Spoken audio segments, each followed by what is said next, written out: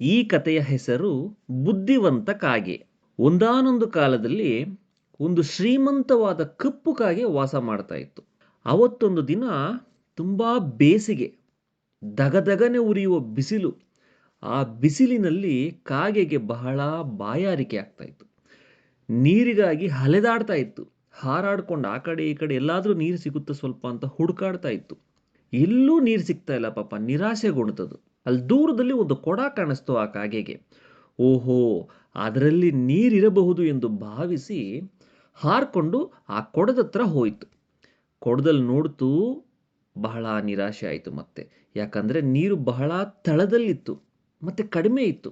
ಆ ಕಾಗೆ ಕೊಕ್ಕು ಸಹ ಅಲ್ಲಿಗೆ ತಲುಪ್ತಾ ಇರಲಿಲ್ಲ. ಅವ ಕಾಗೆ ಯೋಚನೆ ಮಾಡ್ತು, ಏನು ಮಾಡೋದು, ನನಗೀಗ ನೀರು ಬೇಕೇ ಬೇಕು, ತುಂಬ ಬಾಯಾರಿಕೆ ಆಗ್ತಾ ಇದೆ.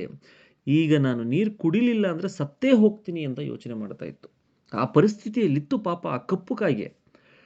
ಏನು ಮಾಡೋದು ಅಂತ ಯೋಚನೆ ಮಾಡ್ತಿರ್ಬೇಕಾದ್ರೆ ಒಂದು ಸಣ್ಣ ಉಪಾಯ ಒಳಿತು. ಆ ಕಾಗೆ ಆಗಲೇ ಹೇಳಿದಾಗೆ ಶ್ರೀಮಂತ ಕಾಗೆ, ಅದರ ಹತ್ರ ಡೈಮಂಡ್ಸ್ ಇತ್ತು. ಆಗ ಅದು ಯೋಚನೆ ಮಾಡ್ತು, ಓಕೆ, ನನ್ನ ಹತ್ರ ಇರೋ ಡೈಮಂಡ್ಸ್ನ ನಾನು ಎತ್ಕೊಂಬಂದು ಈ ಕೊಡದಲ್ಲಿ ಹಾಕಿದ್ರೆ ನೀರು ತಾನಾಗೆ ಮೇಲೆ ಬರುತ್ತೆ ಅಂತ ಯೋಚನೆ ಮಾಡಿ ತನ್ನ ಮನೆಗೆ ಹೋಗಿ ಅಲ್ಲಿರ್ತಕ್ಕಂತಹ ಡೈಮಂಡ್ಗಳನ್ನು ಒಂದೊಂದೇ ತಗೊಂಡು ಬಂದು ಆ ಕೊಡದಲ್ಲಿ ಹಾಕ್ತಾ ಬಂತು. ಆಗ ಸ್ವಲ್ಪ ಸ್ವಲ್ಪನೇ ನೀರು ಮೇಲೆ ಬರ್ತಾ ಇತ್ತು. ಆಗ ಕಾಗೆಗೆ ಬಹಳ ಖುಷಿಯಾಯಿತು. ಆಗ ತನ್ನಲ್ಲಿದ್ದ ಎಲ್ಲ ಡೈಮಂಡ್ಗಳನ್ನು ತೆಗೆದುಕೊಂಡು ಬಂದು ಆ ಕೊಡದಲ್ಲಿ ಹಾಕ್ತು. ಆಗ ನೀರು ಕೊನೆ ಭಾಗದವರೆಗೂ ಬಂತು. ಕಾಗೆಗೆ ಬಹಳ ಖುಷಿಯಾಯಿತು. ಕಾಗೆ ಹಾಡಕ್ಕೆ ಶುರು ಮಾಡ್ತು. ಸಂತೋಷಕ್ಕೆ ಹಾಡು ಸಂತೋಷಕ್ಕೆ ಅಂತ ಹಾಡ್ತು.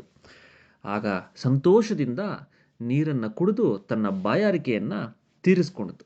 ಈ ಕಥೆಯ ನೀತಿ ಏನಪ್ಪ ಅಂದರೆ, ಯಾವುದೇ ಸಮಸ್ಯೆ ಇದ್ದರೂ ತಾಳ್ಮೆಯಿಂದ ಮತ್ತು ಬುದ್ಧಿವಂತಿಕೆಯಿಂದ ಯೋಚನೆ ಮಾಡಿದರೆ ಪರಿಹಾರ ಸಿಗುತ್ತದೆ.